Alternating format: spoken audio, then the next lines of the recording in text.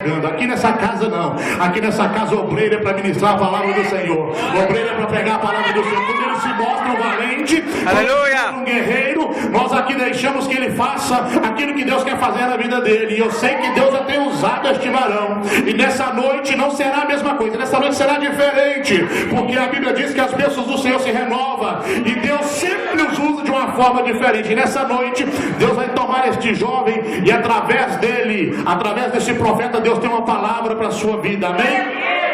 Agora ninguém toma água, ninguém vai no banheiro, ninguém sai, a não ser que seja por um motivo que alguém precise tomar um remédio, alguma coisa, está sob a medicação. Mas do contrário agora, por favor, todos agora vão prestar atenção na palavra de Deus, porque agora Deus vai falar com a igreja. Quando o juiz se põe dentro de uma corte, quando ele começa a falar, ninguém pode falar, ninguém pode levantar. E assim também é na casa do Senhor. O juiz aqui é Deus, mas ele usa aqui aquele que está representando ele nessa terra. Então nessa noite, quando ele estiver ministrando a palavra, você vai estar aí ouvindo tudo. Você só vai abrir a sua boca para glorificar ao Senhor. É proibido ficar calado em de glorificação, e é proibido falar em termos de qualquer outra coisa. Amém? Amém. Está pronto? Toca no irmão que está do seu lado e diga para ele: prepare-se para ser impactado.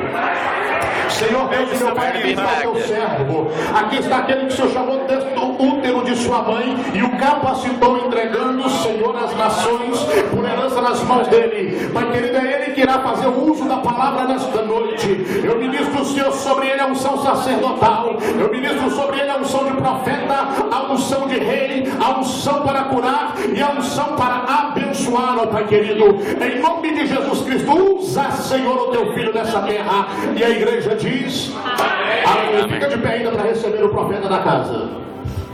Amém. Eu vos cumprimento com a paz do Senhor, amém? Amém. Para mim é motivo de grande alegria estar na casa do Senhor mais uma vez para adorar e bendizer aquele que merece toda a honra e toda a glória. Queridos, aproveitando que os irmãos já estão de pé, abra a sua Bíblia no livro de Mateus, o capítulo de número 22, versículo de número 14. Mateus, capítulo de número 22, versículo de número 14. Quero desde já também fazer alguns agradecimentos que é necessário. Quero agradecer primeiramente ao bom Deus do céu pela mais uma oportunidade de estar na casa dele para o adorar, por tudo que ele tem feito no meu ministério, e até hoje o Senhor tem me honrado. Quero agradecer também ao anjo da igreja, tem muito me ajudado, pastor Wellington Carvalho. Muito obrigado, pastor Wellington. Também quero agradecer à missionária Delma, muito obrigado pelo convite. A todos que fazem parte do departamento de missão, a missionária Silvana, ao Vaguinho, muito obrigado pelo convite, Deus vos abençoe. Quando encontraram Mateus, capítulo de número 22, versículo de número 14, diz amém. E nos diz assim: porque muitos são chamados, mas poucos escolhidos. Podem assentar. Queridos e amados irmãos em Cristo Jesus, o texto que acabo de ler com os irmãos esta noite é um texto que mexe com o meu coração, mexe com o meu íntimo. O texto que acabo de ler nesta noite é um texto a qual o próprio Jesus, o Jesus Todo-Poderoso, aquele que veio aqui na terra, está explicando aos seus discípulos, aos seus amigos, aos seus admiradores, aquela multidão. Jesus agora vai explicar aquele povo missionário Ênia de uma forma um pouco diferente, em forma de parábola. O capítulo de número 22 de Mateus, você vai observar que Jesus está explicando aos seus discípulos acerca do reino de Deus. Então Jesus vai agora falar algo importante para aquela multidão que ouvia ele. Agora Jesus vai dizer assim: o reino de Deus é semelhante como essa parábola que vou dizer. A parábola que Jesus está dizendo que havia um rei naquela época, havia um rei naquele momento, e aquele rei vai fazer uma festa para o seu filho. Aquele rei vai fazer uma festividade, uma bodas para o seu filho. Agora o rei manda os seus servos convidar. Agora o rei manda os seus servos fazer o convite àquelas pessoas que ele desejaria que estivesse na festa. O rei manda os servos, e quando os servos do Senhor vai chamar os convidados para a festa não dão atenção, missionária Ênia, nem quiseram ouvir aquele que o próprio o Senhor mandou chamar aquele rei. Então pela segunda vez vai fazer o segundo chamado. Entenda, não era a primeira vez, era a segunda vez. Havia um querer a mais daquele Senhor. Aquele Senhor então manda os seus servos procurar os convidados pela segunda vez. E quando aquele servo ver o convite novamente para os convidados, agora os convidados já estão fazendo os seus afazeres. Agora os convidados já nem quiseram ouvir. Cada um foi para o seu lugar. O que tinha que trabalhar foi trabalhar. O que tinha de limpar casa também foi limpar casa. Ninguém deu ouvido ao convite daquele Senhor. Então agora aquele Senhor fica sabendo da notícia. Aquele Senhor enche o seu coração de cólera, uma ira tão grande, porque quem é que vai ficar alegre quando alguém é convidado para uma festa e essa pessoa não aparece? Ora, aquele Senhor tinha preparado um banquete, tinha ali boi, tinha cevado, tinha um monte de coisa naquela mesa. Então quando aquele servo fica sabendo e diz ao Senhor que os convidados não iriam, o Senhor, aquele dono que fez o convite, enche o seu coração de tristeza e pede aos seus exércitos para que destruísse todos aqueles que lhe fizeram o convite.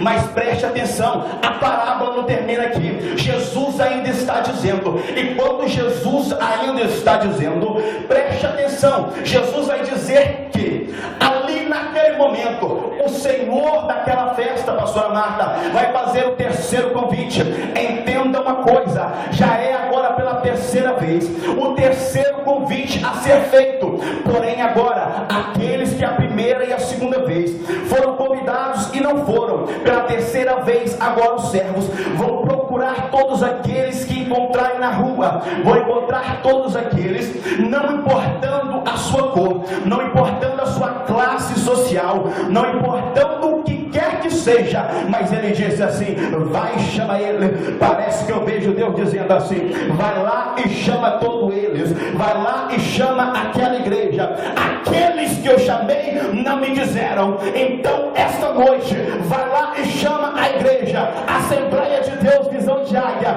que o meu banquete está pronto e você está convidado a participar desse banquete. Só quem vai participar do banquete, levante a mão para cima e dê um brado de glória ao nome do Senhor. Glória a Deus, aleluia. Os convidados entram. Quando os convidados entram, vai acontecer um momento na festa, pastor Wellington, que o Senhor que convidou era uma festa oficial. Então aquele rei que convidou, quando chega alguém que não está trajado da forma adequada, ele observa. Quando ele observa, ele diz assim, ei, manda amarrar os pés e as mãos e sai fora daqui.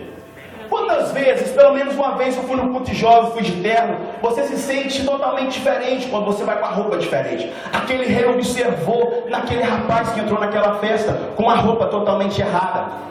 Aquele senhor pediu para tirar ele da festa. Aí Jesus no finalzinho da parábola diz assim, muitos são chamados, vírgula, porém poucos escolhidos. Oh, Jesus. Muitos são os chamados, porém poucos os escolhidos.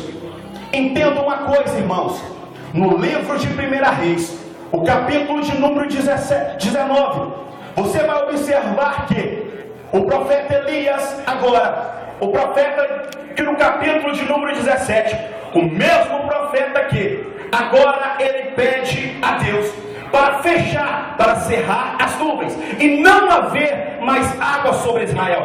Depois daquele tempo, todo mundo conhece a história, ele mata 850 profetas, e depois desse assunto todo, desse reboliço todo, o profeta Elias agora fica um pouco mais tranquilo. Porém, ele vai subir ao monte para que havesse chuva em Israel, porque 3 anos e meio já não havia chuva em Israel. A produtividade, a circunstância da cidade tinha parado. Então agora Elias sobe o monte, pela 7ª vez que o seu moço vai ver, a chuva cai. Porém, no capítulo de número 19, você vai perceber que Acabe vai avisar a sua esposa que tudo aquilo que o profeta Elias tinha feito, agora o rei Acabe carne vai ser o porta-voz de Satanás para tentar esconder o profeta e matar ele. Entenda uma coisa: quando Elias fica sabendo disso, missionária Ana, o profeta que orou lá, fez o fogo cair, o profeta que foi sustentado pelo corvo, este profeta da minha pipa, pastor Wellington, já não quer mais saber de nada. A morte tinha quase batendo na porta dele.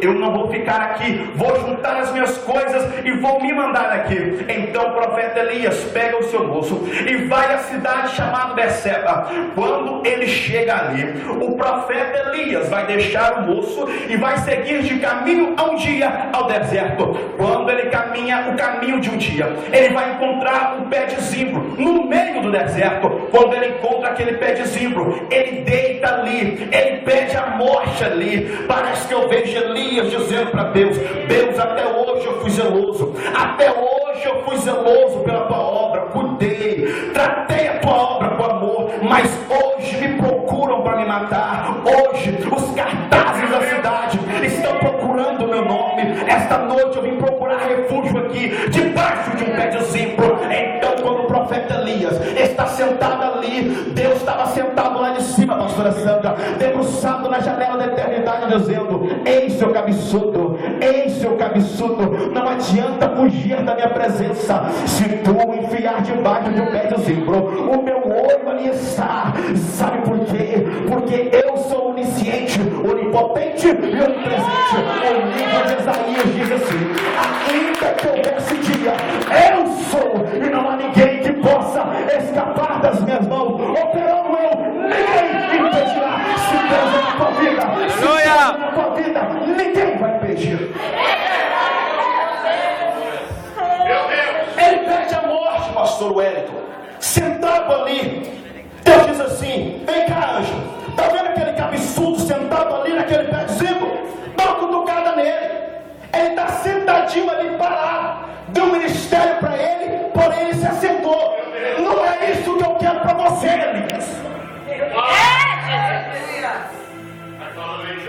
Fala mesmo, Deus. Anjo, leva para ele pão e água. O anjo desceu, foi procurar Elias. Encontrou Elias roncando, dormindo, babando. Deu uma cutucada, ele diz: Elias, o que você está fazendo dormindo? Ministério que eu entrego na sua vida não é para ficar roncando e nem babando, é para profetizar, é para profetizar. O ministério que Deus te deu é para avante, avante, avante. Queira Satanás, queira ou não queira, o que Deus prometeu na sua vida vai cumprir. Ele come aquela comida, ele come aquela comida e dorme de novo, pastor Wellington. Barriga cheia, todo mundo dorme, não é? Comeu aquela comidinha boa, deitou de novo. Deus disse assim: parece que ele não está entendendo. Está lá de novo, dá para ele mais pão. Elias agora vai comer pela segunda vez. Porém agora o anjo vai dizer para ele: come, te sustenta, porque agora tu vai ter que caminhar. Elias come e segue caminho. Ele anda 40 dias e 40 noites. Aquilo que Deus nos dá, aquilo que Deus fala da noite, aquilo que Deus usa no culto, nos alimenta por muitos dias.